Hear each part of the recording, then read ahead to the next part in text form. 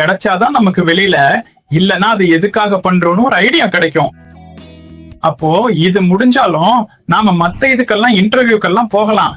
அதாவது இப்போ எனக்கு துபாயிலும் நம்ம இது இருக்கு, ஆபீஸ் இருக்கு, முனிசிபாலிட்டி எக்ஸாம் எழுதணும். இப்போ துபாய் முனிசிபாலிட்டி எக்ஸாம்னு சொல்லணும்னா உங்களுக்கு எத்தனை வருஷம் உங்களுக்கு எக்ஸ்பீரியன்ஸ் இருக்கோ அதுக்கு ஏத்த மாதிரி தான் எழுத முடியும். நம்ம கிட்ட பிடெக் சர்டிபிகேட்லாம் இருந்தாலும் அதை பண்ண முடியாது.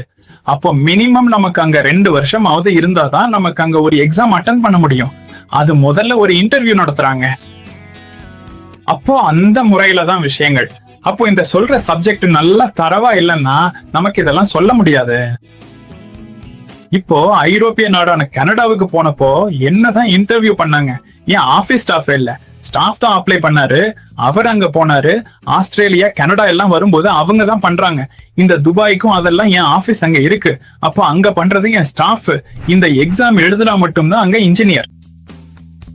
அங்க இருக்கிற எக்ஸாம்னு சொல்றது முதல்ல நீங்க 2 வருஷம் முடிஞ்சா G+1 கிடைக்கும். அப்புறம் அதோட எக்ஸ்பீரியன்ஸ் ஏத்த மாதிரி G+2 ஒரு என்ன சொல்றது பிளம்பிங்க கூட மாத்த முடியும். அப்போ இது ஒரு 12 வருஷம் ஆனாதான் நமக்கு அன்லிமிட்டெட் லைசன்ஸ் கிடைக்கும். அப்போ நான் அதை ட்ரை பண்ணிட்டு இருக்கேன், நான் G+2ல தான் முடிச்சிருக்கேன் அப்படின்னா இருக்காது. அப்போ அப்படி வரும்போது நாம எக்ஸாம் எழுதும் போது எக்ஸாமினர் ஒரு ஆளுக்கு ஒரு எக்ஸாமினர் தான்.